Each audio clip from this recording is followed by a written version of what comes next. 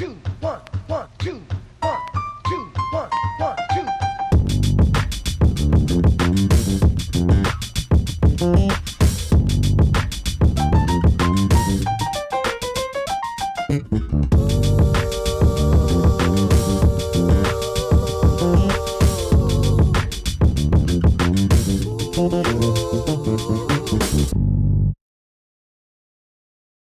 Hello everybody, welcome to Artists Under Construction. Thank you very much for watching. My name is Moves Johnson.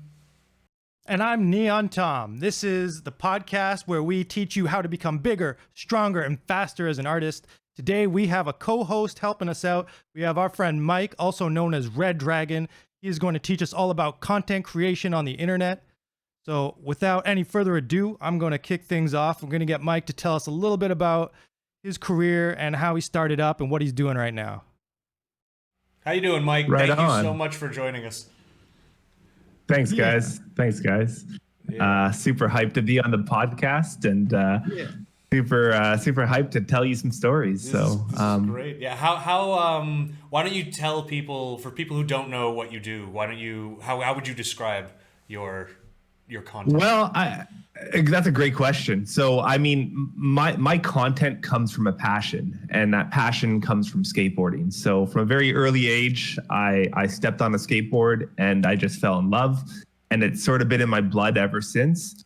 Being a taller dude, I've gone through my fair share of injuries, 6'5", broken wrists, broken knees, legs, you name it, ankles. I've done it all. So I came to a point where the injuries were piling up more than the successes. So I looked outside of the box for skateboarding, and I found what came to me was fingerboarding. And it was actually during an injury where I couldn't skateboard. So I used to play with the little miniature tech decks way back in the day.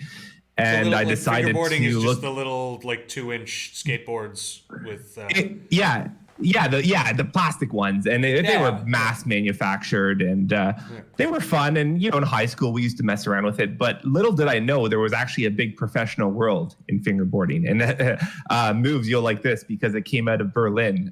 Is actually the birthplace of real professional fingerboarding. I've seen this. That's why I was asking, because I've seen this before where people it's its own sport, its own skill, to do that. Some people are pretty intense on that. Yeah. It really is. And what's awesome about fingerboarding is if you look at the physics of it, it's identical to skateboarding, but you have to do it with your two fingers. Right. So the tricks are done the same way. The same movements are happening, but with your fingers versus your legs. So, but yeah, it came out of Berlin, and they would make the decks out of real wood. And what they would do was get these thin sheets of veneer and actually have about 5 plies and compress them with molds to make real fingerboards. And that's actually how actual skateboards are made in real life. I was about to say that. As a skateboarding fanatic myself, I was like, oh yeah, 5-ply decks. Yep, that makes sense. That's how you make a real skateboard. Yeah, and it got so big to the point where they were making professional trucks. They still do make these, but they're all molded, and now it's gone to the extent of wheels where they're using real polyurethane, same materials as real skateboard. So the funny thing about it is one of these little miniature, actually I have one right here. One of these little miniature fingerboards, believe it or not, is probably the same price as the full-size one. Really? Wow. Yeah, because the work involved to make it miniature is a lot harder because your bearings and the wheels are a lot smaller. So that what grew my my YouTube channel is where I started, was in fingerboarding. And I reached out. I found a few guys in the community who got me pretty large in the community. It was a pretty niche market, so to be one of the top people on YouTube at the time, and this is going back to 2008 era. I got up to about 2,500 subscribers, which was pretty big for fingerboarding. Absolutely, yeah. And it just kind of went from there. It's pretty big for anybody, man. That's an achievement. Yeah.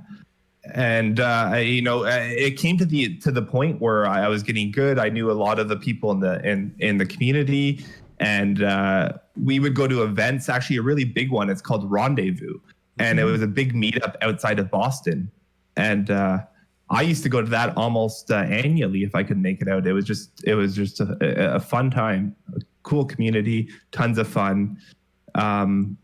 But that's sort of what kind of got me into my passion. Where I am now kind of is sort of outside of fingerboarding a little bit, and it's in more in a game called Skater XL, which I've sort of transitioned my YouTube / Instagram to Skater XL now, which is a terrific little video game which I've just fallen in love with. It's a Everybody skateboarding here game. has played Skater XL. Yeah. Yeah, I've been waiting for this game for since the Skate series, so well over 10 years. It's been a while in the making, but I think we all played Tony Hawk and we're like, what? And then just this niche of skateboarding games evolved, and it was just such a delight to grow up with having that in the background.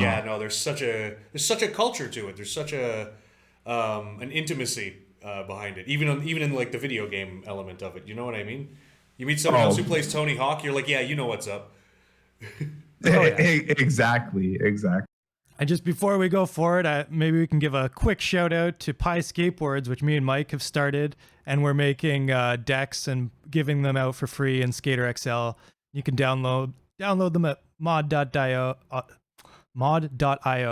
for free. Sweet. Yeah, because you guys are doing some stuff together. So tell us about this. Well, it's kind of Mike's idea. He wanted to get a company going, because in the game you play, as a skateboarder, and we do little competitions. But in real life, you can be sponsored as a skateboarder, and you can get, free skateboards or decks or gear or whatever, and you get support from your company. And in this video game, we're doing the same thing. There's actual fake skate companies that are sponsoring skaters and giving them free download stuff and putting their name and artwork together. So we started our own little company called Pi Skateboards, and we're making art for people, we're making decks for people, and hopefully we'll spin it out and make some real stuff in the world, make a real deck or two. Nice. And just to branch off that a little bit, what makes Skater XL so unique is there's this community of people that have really clearly have a passion for skateboarding. And I found a lot of people, I've met a lot of friends, and they've created a world of kind of like a virtual world where it's like a professional skateboard community. I knew I could never be a professional skateboarder, but I can be a professional skateboarder online now, in this online community, and people take it seriously. There's brands for everything. If you look at me on Instagram, you can find me at RedDragonXL. I have a list of sponsors. I have my obviously deck sponsor is Tom and I, or Neon Tom and I's company, Pi Skateboards, but I have a truck sponsor, I have a wheel sponsor, I have a magazine sponsor. It's crazy that this community, I never thought the game was going to blow up like it did. They create items for you in the game, or do you get free stuff in the real world too, or how does this No, there's no real money at this point. Well, actually, there kind of is, and I can kind of get to that. But in terms of the sponsors, it's sort of like repping a team, being part of a team, making montages as a team. It's repping a company, and you kind of find little groups of people in the community. It's really interesting. But the money thing is a good question. So there's a league, actually, Neon Tom and I are both part of. It's called Mad Nice XL, which is, and if you ever see the acronym MNXL, it's for this league, and it's basically a paid contest for Skater XL players, and it kind of has a similar format. I don't know if you've ever watched SLS Street League Skateboarding. I have not, no. Or like X Games, kind of you have your best, or you have you have a run. You film 3 runs weekly on a spot that's given to you, and you send your clips in, and then everyone sends their clips in, and they live at air with judges who are rating your runs. So at the end of the day, there's actually money involved if you win. And there's different leagues, like you have your open league, you have your amateurs, you have your pros. So I mean, there's a whole other world outside of the skateboarding world, which is, it's just fascinating to me. And it's so fun to be a part of. I'm really having a good time. That's awesome. I mean, that's really what a lot of it's about. Yeah. Exactly. I think the MNXL league is up to 180 skaters all competing right now. And it's a lot of people who share the same interest, and you all talk to each other on Instagram and share your best runs and pictures and stuff. It's a lot of fun. Community comes up a lot when we talk about stuff like this. It's always, I think that's one of the most important elements of any sort of art or creative field is working together, and not like healthy competition is totally, it's a good thing. It's a motivator, you know, but yeah, exactly. It's like, it's also to come to Berlin, for example, and play shows with people. Like I as opposed to playing shows in Toronto, there was this immediate acceptance and ability to just explore whatever I really wanted to explore and do it properly. And there was a community of people who were like, no, this is good, and you should do this, and you can like who were also trying to achieve this and working together, right? And then back in Toronto, you have some amazing musicians back in Canada, just absolutely great people, and some amazing opportunities for musicians. But there's this like hunger and this competition and this like, it's just a fight to get any sort of, you know, headway against the other people. They're not your community, they're your competition. And that type of stuff, I think, is just not conducive to growth, you know? Yeah, I think there's kind of like two forms of competition. There's like a friendly, constructive competition where everybody's trying to get better. And there's a competition where like one person is trying to win. And if you have that attitude, you don't mind tearing people down to get on top. Like, you want everybody to grow together. You don't want just one person rising above. Exactly. If you're truly good at what you do, you'll still rise, you know? Like, yeah. A good example of that. So like I'm a big board guy, so snowboarding is something I love to do in the winters. And I got back in. Yeah, I got back into it after a 5-year break a few years ago. And the crew I went out with were much better than me, but they were very welcoming. They were like, "Yeah, come out." The motivation that created for me and the stoke level that created. My progression had never been so fast. I had never seen that. So I can kind of relate to that with you, Moves, is, you know, you moved to Berlin. You're seeing progression at another level that you didn't see in Toronto. You're seeing communities work together. It must have been so inspiring when you first got there. Like, it's people welcoming you into that community, not just like these are communities that are doing it, but like, you're like, hey, I'm new here and I don't know how things work. And they're like, no, please come, let us show you. Like, do you have anything that you would maybe do differently? And like they welcomed your input as well as, like, I've said this before, I didn't do a single thing differently, with the exception of like maybe learning some German, you know, punchlines and things like, you know, there are nuances for your crowd. But like, other than that, I played basically the same set list. I had the same character that I was on stage. I did the same sort of approach. We had played the same voicings with the band. Like I used the same instruments and stuff. I didn't do really much else different. Same business strategy, and it just worked here. It just was in an environment that was conducive to it.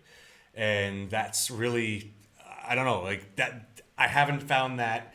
I found pockets of that in other places, but I've never found like a whole sort of city before that does that. Like, most of the people you meet are on that train. It was really cool. There's definitely other places as well, though. I feel like when I was in New Orleans, it was like that as well. Yeah, I've never been to New Orleans. It was just such a culture that was just hungry for music and just liked to, you know, just have a good time. And when the music lended itself to that, it just meshed so nicely.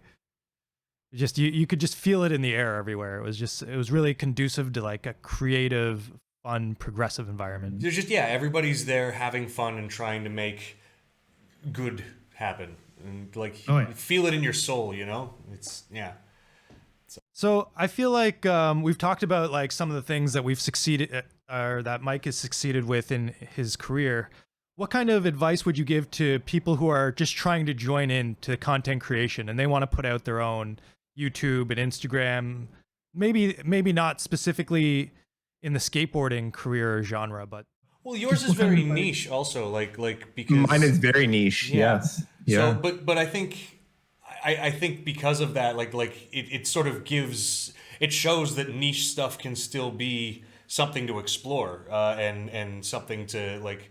You don't just have to be a singer-songwriter or someone who paints pictures or whatever. It's the niche is much more common. I think like everybody's got their own niche.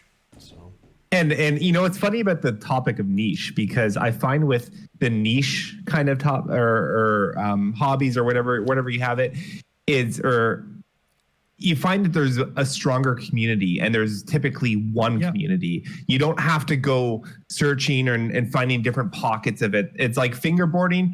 It's funny with fingerboarding is it started with an online forum. Actually, it was called FFI. And it was a web page kind of, and it was like if you were back in like 2007, 2008, if you were in fingerboarding, you were part of this community on the forum. So it's really interesting that I watched it grow out of I actually don't even consider fingerboarding that niche anymore, because it's grown quite big. But yeah, it's interesting that the whole niche side of things.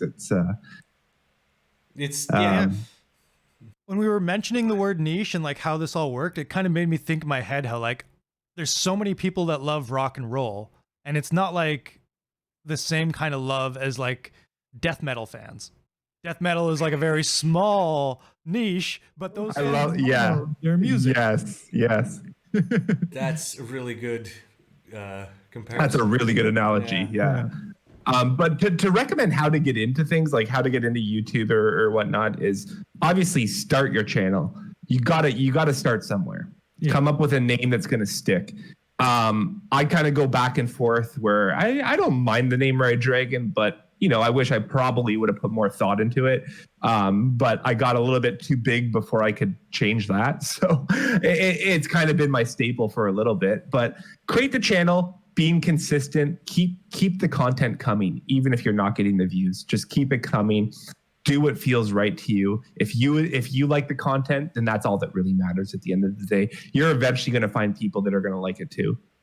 It does take a while, but what's really, really important is finding the people that are already into that whatever topic you're looking at. So find the people that are big and are known, and comment and reach out and send DMs and be involved and like their videos and follow them and get notifications when new videos come out. Just whatever you can do to be part of it and be on top of the new releases.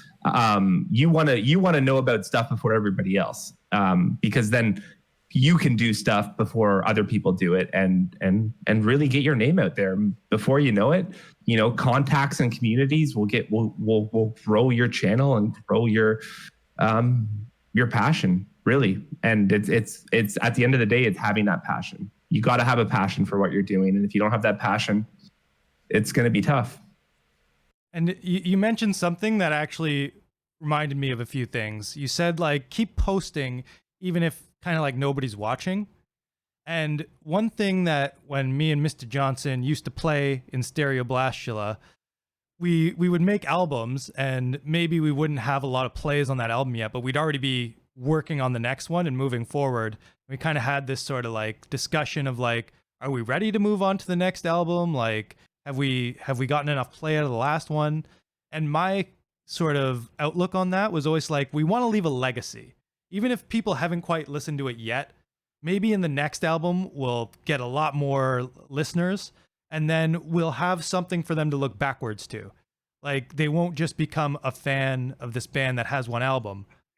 Whenever you become a new fan of something, what do? You kind of go hard on it for at least a little bit, and you're like, how much can I find? What else can I see and discover that I don't know about right now related to this thing?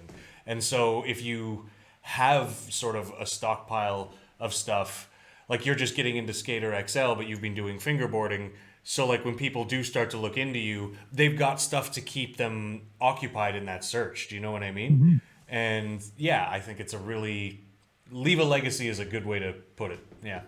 Yeah. Yeah. That's how I'm had a going to couple justify rules this when podcast. we were- That's what's, yeah. Yeah, we had a couple good rules. One of them was leaving a legacy. One was to leave everything on stage and to exhaust yourself at performances.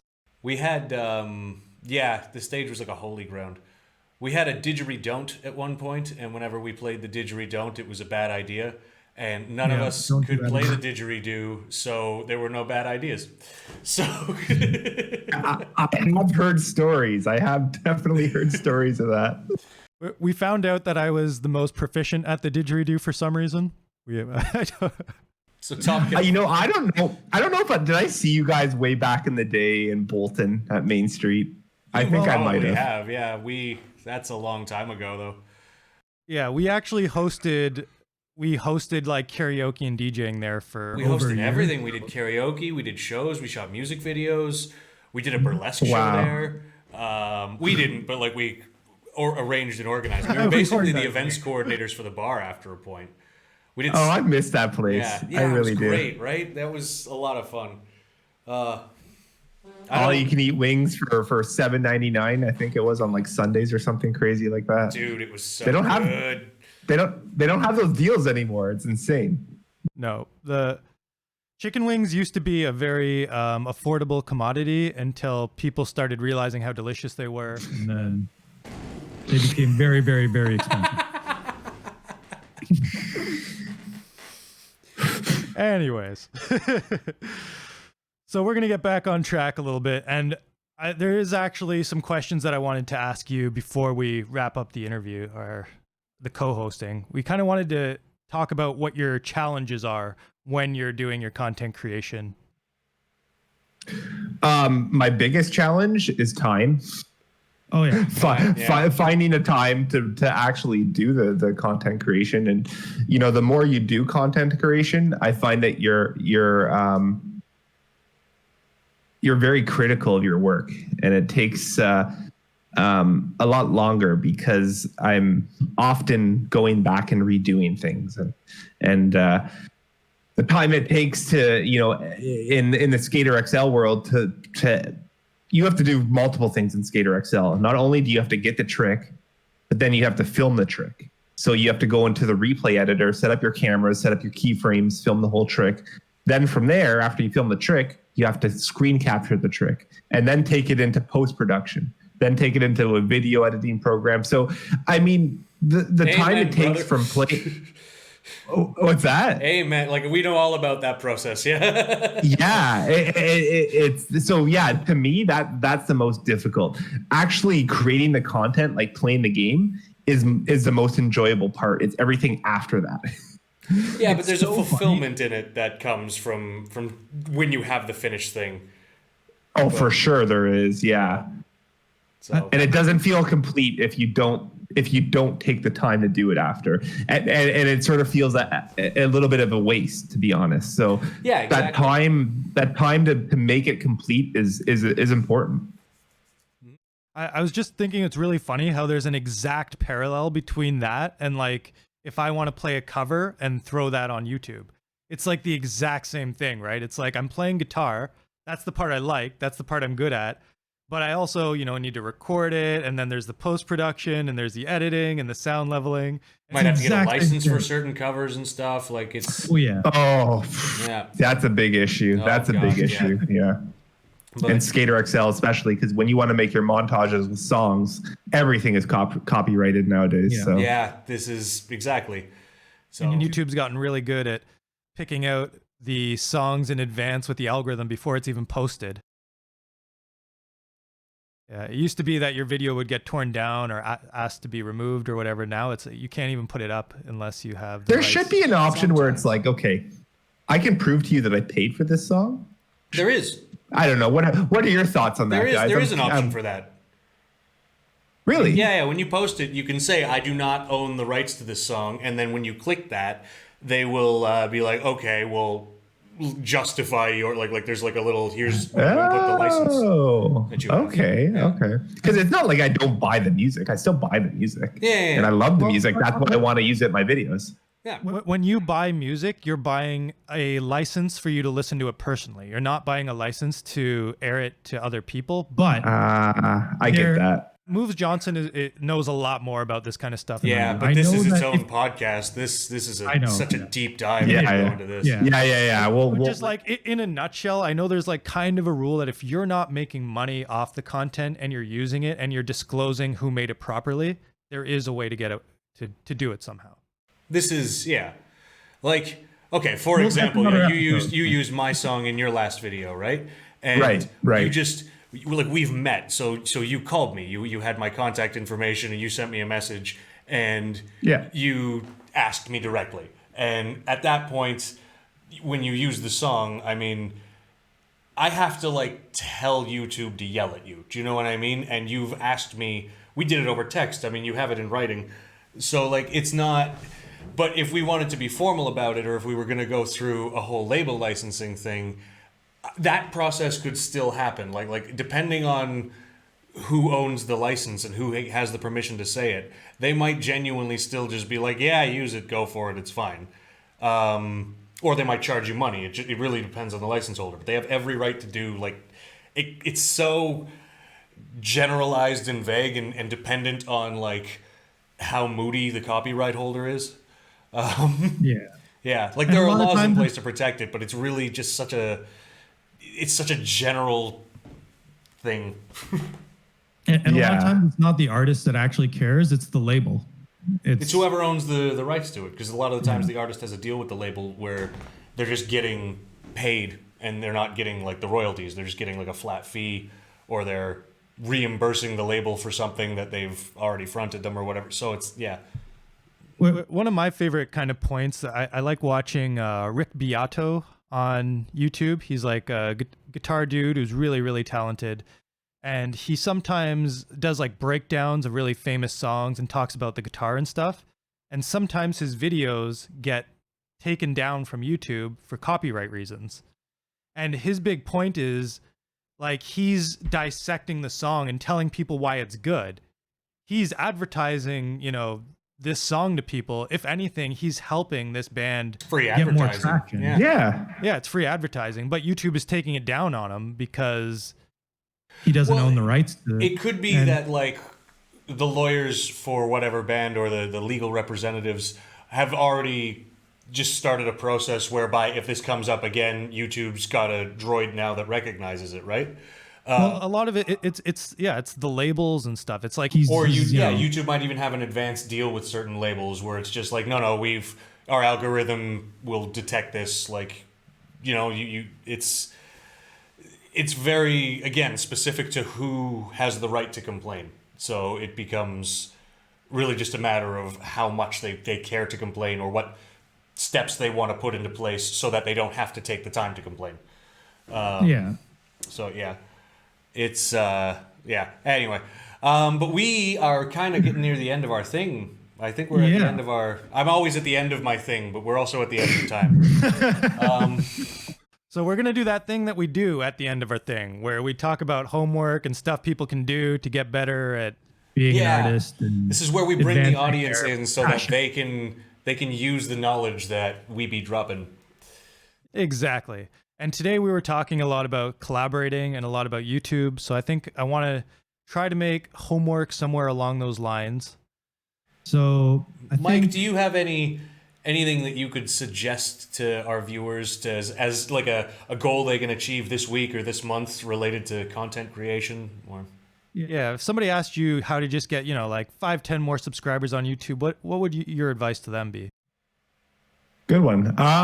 Finding that person in the community that you haven't found yet that is very well known and reaching out to them, not just by liking or watching the video, a little bit more, a comment that might strike them differently than your typical, that's fire comment, or that's, such good, like something that stands out, something that's going to grab their attention. If you get somebody replying, the creator of the video replying to your comments, that typically goes a long way.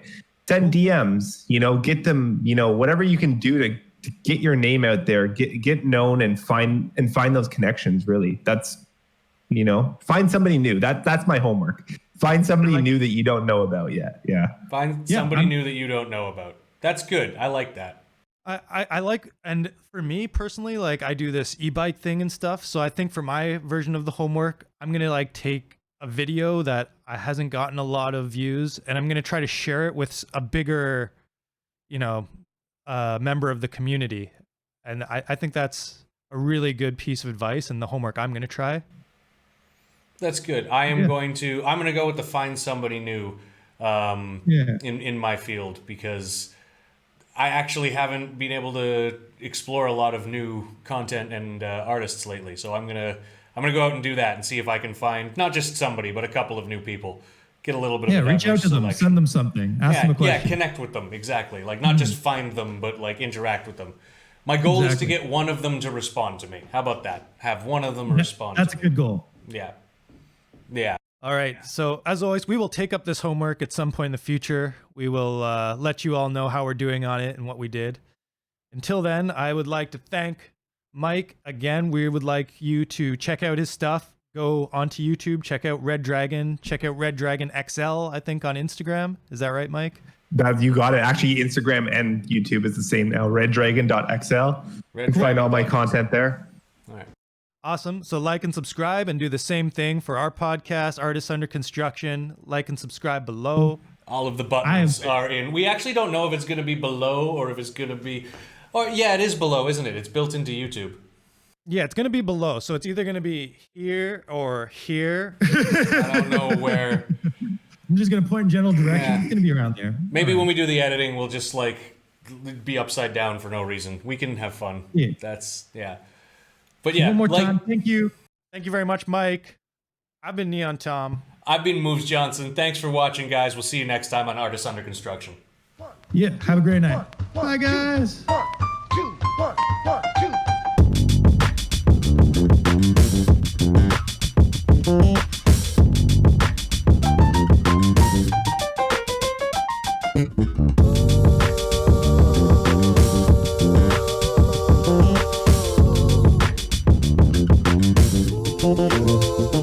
2.